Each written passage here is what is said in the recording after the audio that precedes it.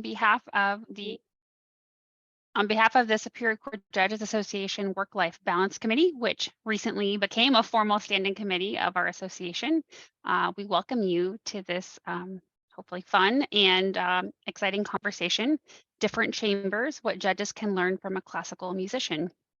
We are extremely fortunate to be joined by cellist Eric Han today. Eric made his concert debut with the Toronto Symphony Orchestra at the age of 14. He studied with David Hetherington at the Glenn Gould School and holds a Bachelor of Music from the Colburn School of Music. He's a recent graduate of the Curtis Institute of Music. He currently plays with the Seattle Symphony, where he's been since 2013. Eric plays on a cello made by Frank Rovitin, I hope I'm saying that correctly, on generous loan to him by the Maestro Foundation. So we are going to start with a generous performance by Eric Han. Thank you.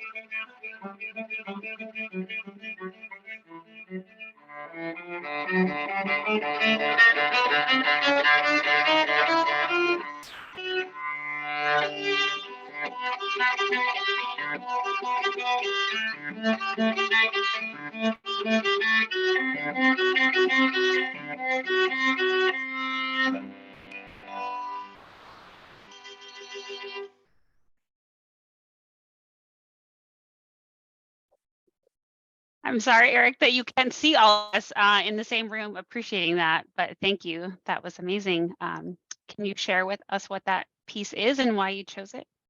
Thank you. Thank you for having me. The piece that I just played for you was the prelude from the first cello suite. It is probably the most famous cello piece that we were first actually given when we played the instrument. And today the musical performances are both going to be Bach, and the reason being is that we grow as musicians with Bach constantly, and Bach always puts us in our place, very humble place to begin with, and yeah, that's why I chose it. It's this magical spring feeling to the emotions, and wanted to share that with you all. Thank you. That was amazing. Just kind of to start our conversation, could you share what drew you to music both generally and as a career? Music for me, it's another language that um, when words fail, I was able to really express myself through my instrument, through my music, and it's just another channel for me to be able to communicate via Zoom in a packed concert hall, you know, in any genre. It really doesn't have to be classical. We share so many feelings that's um, not explainable with music, with words. And so when words fail, the music always tend to kick in for me, to be able to express myself and understand each other. So that's what really helps me with my career with music. Absolutely. Um, Obviously, performance is a huge part of what you do. Is that or was that natural for you? And how do you prepare yourself for performance? So performance is why we do it, why we practice all these hours and countless hours on the chair and on in front of the stand. And for me, when I was younger, much younger, I I had a tendency to get really nervous right before going on stage. But then actually when I was actually on stage, I it was as if I was home. So that part I still can't quite explain. Nowadays, I'm a little more self-conscious about how I sound, and as you get older and as you train a little bit more, um, your ears develop and you're definitely more self-conscious about how you sound and how you might convey your ideas to others. So I try to block that as much as possible, um, and just simply being me on stage as truth to myself is the antidote for me to enjoy myself on stage. Once I try to be someone else, or once I try things that I are not natural to me, that's when I fail. So for me to be completely true to my practice and my craft, once I do that, I'm much more enjoyable, to others and to myself, really. That's a good lesson for all of us and for life, right? I appreciate that. Right. Um, I saw you close your eyes at least part of the time that you were performing. Is that part of how you focus and shut out those other influences, or how do you really hone that focus? Oh yeah. Judge Chung actually asked me about this too last time he saw me perform. Um, closing eyes, it can mean various things. Sometimes I have a photographic memory. So sometimes I close my eyes and I can see the music that I'm playing. Um, it gives me a sense of security just knowing that I have that memory there. Um, Sometimes I'm thinking about, you know, dinner, what I'm gonna eat for dinner or lunch. Um, but yeah, just being able to control all of the senses. It's funny because when you shut out the visual aspect of it, your ears get heightened, your touches get heightened. Um, your muscle movement and muscle memory becomes much more sensitive. Um, and vice versa. You take out any of the senses, it everything else heightens. It's kind of like that. Yeah. Wow. Well, I'm definitely jealous of the memory that you have in addition to your amazing talent.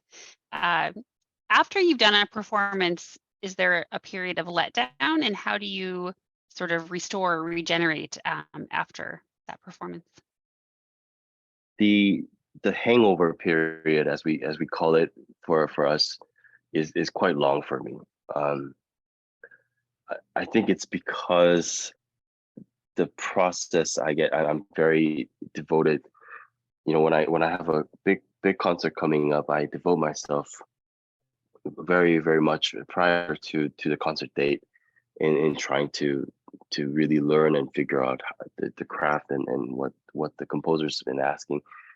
So for me to dive so head on deep, for me, it's hard to get myself out of there. I'm kind of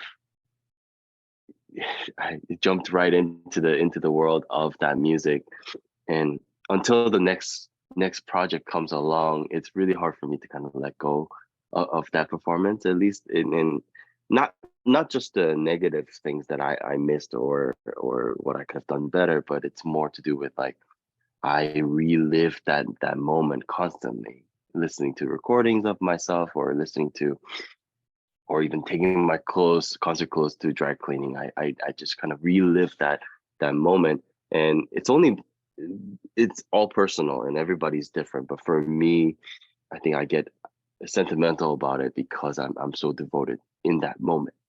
You know, a concert, a live performance, or a concerto that we play with orchestra it's usually about 30 to 45 minutes minimum, where the spotlight is on you, and that 45 minutes is yours. It's mine to play around with. So having that control under the tip of my fingers, it's very attractive to hold on to. So for me, it takes a while for me to get away from that.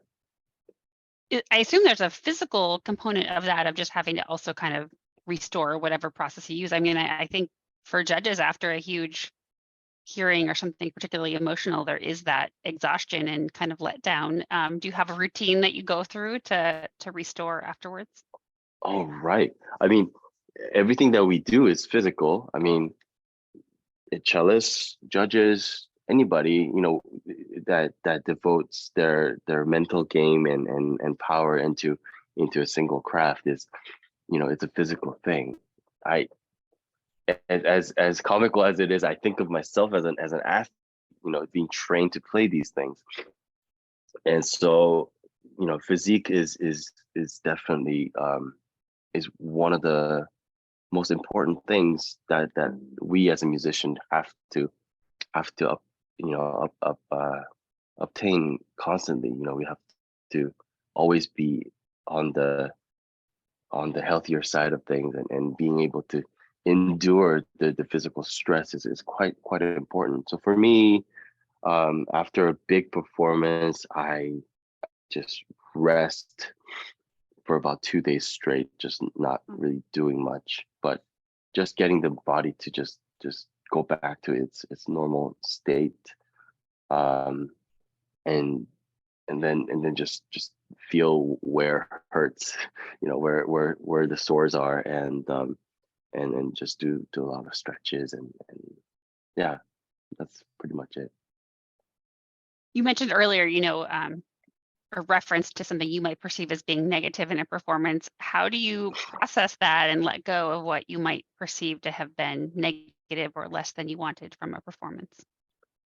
So the negativity, it's really more driven by self harm, if you could call it that. It's not to do with, quite honestly, I could care less what other people think about my playing, but it's really the knife turns really sharp when that criticism is digested into a self-harming thing. So, you know, I have to try to use the criticism of others, or try constructive criticism, turn it into a constructive criticism somehow, in any shape or form, whatever we could do. And so for me, I tend to do a lot of word playing with that, in terms of how can I turn this around? What does this actually mean? Is it a personal jab, or is it hey, is it an encouragement kind of thing? 99% of the time, I feel that the criticism that, at least in the music world, that we give each other to as a colleague or as friends is constructive. It's how we take it becomes either constructive or destructive, you know. So um, I think that uh, that takes a while. The ones that are really confident about their craft and the ones that are really, you know, sure that they're doing the right thing and the voices that they want to be being true to themselves are the ones that really turn it around easily, I think. The ones that are a little unsure about how they're going about this or what they want to get out of it, are the ones that struggle with the criticism.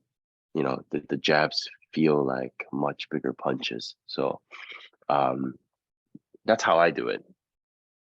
Do you read reviews of your work, or do you try and just put those aside or not look at them? I do, and whenever there is a review, good or bad, I think it's a different perspective. You know, there's not one way to play a certain phrase or certain um you know I always tell my students, you know, what I'm suggesting is a suggestion. It's a suggestion out of 30 years of experience. If it works for you, great. But what I could see, what I'm trying to guide you guys into is what what certain things are going to become easier for you. So there's not one way to do anything, you know. And so I tell all my students that, you know, you got to be open-minded. You have to be able to see through the lens of other people. You should be able to listen through the ears of other people as well. So I read reviews very close to my heart, good or bad, because it gives me perspective. Ah, that's totally something that I have no control over, how someone listens, right? You listen that way and I listen this way. So how it's a great way to find perspective. Well, I appreciate that. I think we all grapple with receiving feedback, and judges sometimes are having that public face and receiving that feedback. So I really appreciate your perspective on how to take that in a positive way. Absolutely. What's your favorite part about playing the cello? Is it the performing, or is it the mastery or the expression? What do you personally enjoy the most? I personally enjoy when I could make contact with people, complete strangers, um, through this thing called music. Um, it's funny because the playing at the symphony. So our schedule is every week we play a different round of programs. So our season is 47 weeks. So we're playing 47 different programs pretty much. And then on top of that, I take on different projects, chamber music, concertos, and other stuff. And uh, what I really enjoy is there's symphony regulars that come to our hall every week. So it's 3 times a week. They love it so much. But when I make eye contact with these audience members, and when I enjoy the contact and the breathing that we have together, I don't even know these people. These people might know my name, but I don't know them. And the way we could explore the human emotion together in that same space, there's nothing like it. And recently I played a chamber music concert, the string trio version of the Bach Goldberg variations. It's an hour and 15-minute long piece, and we had no breaks. And literally, the concert was very successful, and we could hear a pin drop. Everybody was that much engaged in our performance, and it's just to have that have that connection with complete strangers. It was truly rewarding. That's why I do it, I think. Yeah. That's fascinating. Wow. Cool. Well, in thinking about today's conversation and in part of what we're doing with our work-life balance focus, I've been personally contemplating the positive impacts of music on our brains and bodies and stress reduction. And I guess I'm just curious if music still serves as, or if it ever did serve as a tool for you for relaxation, or because it's your profession, does it not, or do you have to turn to different genres of music for that? How does music play that role, if it does, in your life? Oh, yeah. I used to listen to a lot of classical music, growing up in high school and junior high. I was a fanatic for all these recordings, different recordings. Um, Now I don't actually listen as much. Um, I think before, when I was younger, I think it was more of a true eye opener for me to learn all these pieces by ear and being able to hear a lot of things by ear. Um, just opening up doors to a bunch of different historical recordings and historical players, which was fascinating to me. Um, Nowadays, it's not as therapeutic for me because it is my job, and I'm always in it pretty much. So for me, I like to actually listen to jazz or something completely different, hip hop or even pop culture.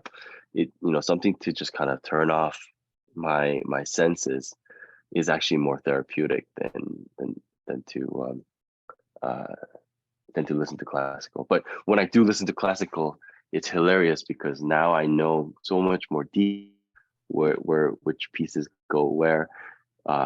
If you ever see a crazy driver conducting while they're driving, that's probably gonna be me.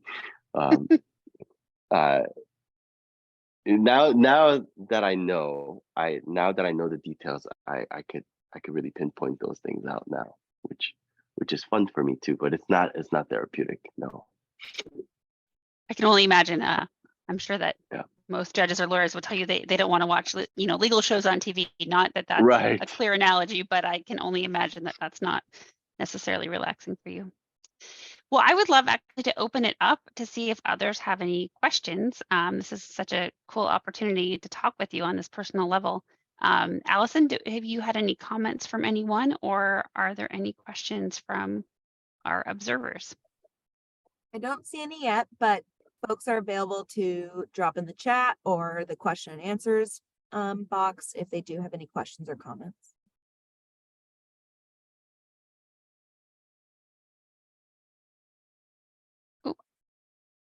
So I see these. Okay, so there's a great question saying, you mentioned athletes. Does visualization play any role in your preparation? Visualization. I'm not quite understanding. Visualizing what the. So this was Judge Rothrock. Do you want to clarify what you mean by visualization? Yeah, visualizing the performance in the auditorium. And for example, marathon runners might visualize the finish line at the end.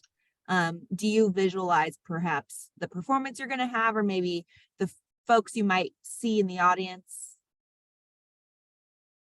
Yeah.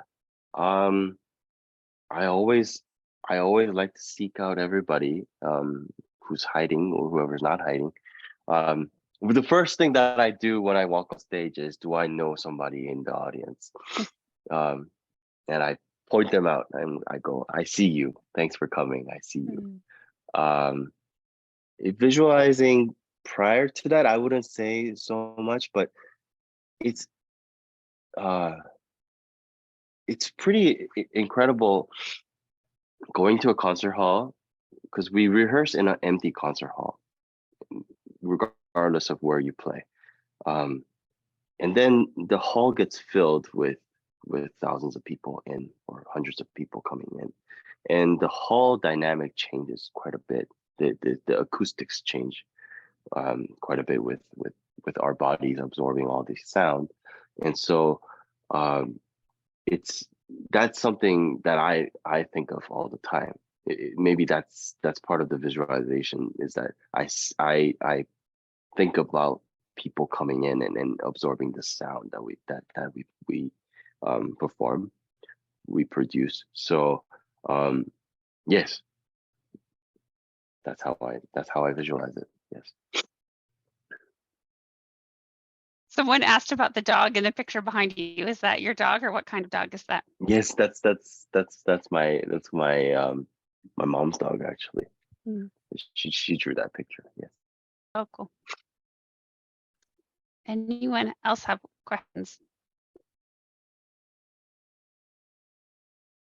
So another question, are you ever not in the mood for a performance or not up for the performance that night, but you know you have to go out there? And if so, how do you work through that process? Oh, that's a great question, because yeah, I mean, humans are allowed to have that, right? Even if I love it, I have those nights where I really don't feel like coming out or getting off my couch. I think what that does, what I do in that instance, is that I just remind myself, hey, maybe you didn't really give it your all last time. So for me, for us in the symphony, we have repeat concerts of three or two concerts per week. So sometimes the first one goes really well, sometimes the second week goes well, the third one goes really, really well.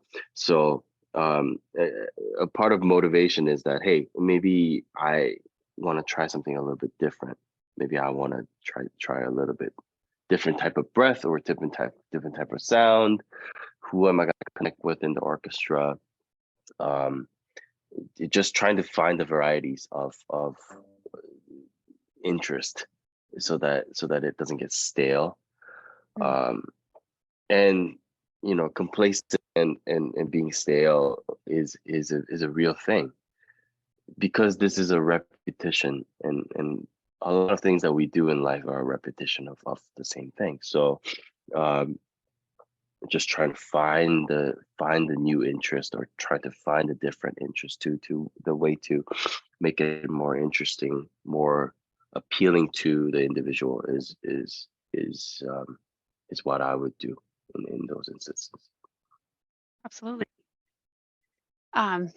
Oh, this is an interesting question. So lawyers and judges have continuing education that we have to participate in. And do you still regularly study with a more experienced cellist, or have other ways of seeking out learning in your process? Oh, that's fantastic. So I've had, let's see, 4 mentors and teachers of in my infant career that I have right now. And the most important teacher being my teacher from high school, who was extremely nurturing to my needs and wants. I still, to this day, call him up to find what he does for different fingerings or different bowings and music. I still bug these guys constantly. My most recent teacher before joining the symphony here at Curtis Institute was Carter Bray, who's the principal cellist in New York Philharmonic, and he still nurtures me quite a bit. And I always tell him, I hope you're not sick of me, but I need to know what you do so that I could do this easier. And luckily, to this day, I have a very good working relationship with them. So yes, that's my my continuing learning. In along those lines, with those mentoring and tutor roles, is that preparation or the psychological component of that? Is that something also that folks share and collaborate on? Oh yeah, for sure. For sure. And the older I get and the older life gets with me, um, it makes more sense because when I was a student, my teachers were like gods. They always sound perfect and they always look perfect. But then as I get older and as I experience life in ways to kind of make priorities, I see their flaws and I see how they deal with it, which is the biggest lesson that they don't really teach you at school. I think that's part of the continuing learning is that the teachers get um, more real with you in terms of, hey, this worked for me, this doesn't work for me, kind of thing. Yeah. Absolutely. And obviously you've come so far in your career now. Is there still room for you? You know what I mean in terms of your do you still have professional goals, and how are you forming those? Are there still different cellists you look to in your growth process? How does that work once you have now already aspired to so much? I so one of my teachers always told me that we're all in this together, and this is just a long train ride. So and he told me I'm a little closer to the first class and you're a little bit closer to the back of the train. And so with this craft that we have, and music is something that never um, that never will be perfect. There's no such thing as perfection. Uh, However, I think the perfection in our instance is how comfortable we are in communicating our craft. Because if you think about it, this is a very foreign object that we're calling ourselves the voice, and to be able to play this naturally and to be able to do everything that I intend to do, it will take hundreds of years. And to this day, I still learn every day. I still practice with the mindset of, oh, that's a lot easier than 10 years ago. Or, this piece that I just performed for you, I learned 30 years ago. And to this day, I still am trying something new, and things that I worked on worked. Some things worked, some things didn't.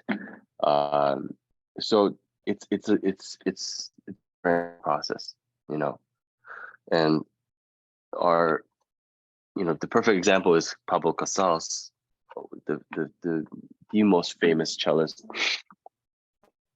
Catalan cellist that we have. He died. Before his death, there were many interviewers, asking him, why do you still practice at the young age of 80? Why do you practice?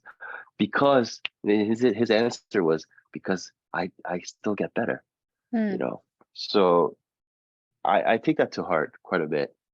It's never gonna be. There's always room for growth, always room for forward growth. It's always gonna be. You're at one level, you get to that level, and then you're at the bottom of that next level, and then you are constantly, it's a climb until, and that's what makes it interesting. Absolutely. Well, thank you. I know that can resonate with many of us. Yeah, absolutely. Well, we're getting close to the end of our time together, and I understand you have one more performance if you are willing to do that. Yes. Do you want to tell us about it before, or would you rather play Sure. and then tell us about it? No, I'm sticking with the theme of Bach today, and the reason being is that as I told you earlier in the webinar, that it really, there's something about Bach that makes you humble. And so, our society and the way we developed over the past 100 years, this music is from the 1700s, 1600s, 1700s, and to be able to use this music to fit into our busy life and busy society, it's quite mind-boggling, because you would think that something way old and analog is much easy to control, and yet this is the most complicated and complex music that there is. And that really makes you humble, because we got a long ways to go for us to really figure this out. So I think the music of Bach is incredible. To be honest, a lot of pop culture now, a lot of the chord progressions that the pop culture uses now comes actually somewhat passively from Bach. So it's something to be said and celebrated constantly. So the second performance I have for you is the prelude from the second suite. So every suite has 6 or 7 movements, and preludes are the opening movements of the 6. And I chose the second suite because the second suite really was the first live real performance that I had in front of an audience when I was 11, I think. And to be able to get through this one piece was a big marathon, big goal for me. So, having few years under my belt, I wanted to share that with you again. So this is the Awesome. prelude from the second suite.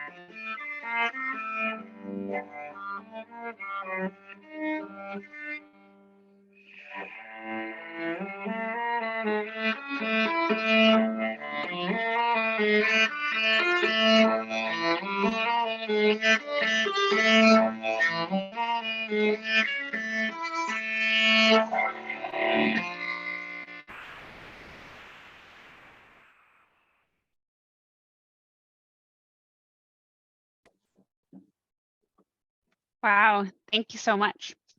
I'm sorry that we aren't all in a room together. I wish you could see everyone's appreciation because I'm sure it's vast, but that was amazing, Eric. Thank you. Yes, so I see in the chat that they're clapping loudly that we want you to know is taking place. And I thought I saw Judge Chung come back on, perhaps wanting to thank you personally as well. Judge Chung? I just want to say this has been a real honor to have you here today. We're trying to have more programs for work-life balance. You started off us really well. We share your thoughts about the train ride that we're all on and the perfection that we're all pursuing together. And I got to be honest with you, all of us judges work really hard to get close to that perfection as much as we can. And thank you for showing us the lead. I don't know what you're charging, but we'll try to be there at the symphony all the time from this point on. Thank you again. Thank you so much. Thank you so much for having me. Thank you, Eric. What an honor to have you here. And thanks for this great conversation. We wish you well, and we hope to come and see you perform. Yes, let's make it happen. Let's make it a thing. Love to Thank see you so much. everyone. Thanks Thanks everyone for joining us today. Take good care. Thank you. Bye-bye.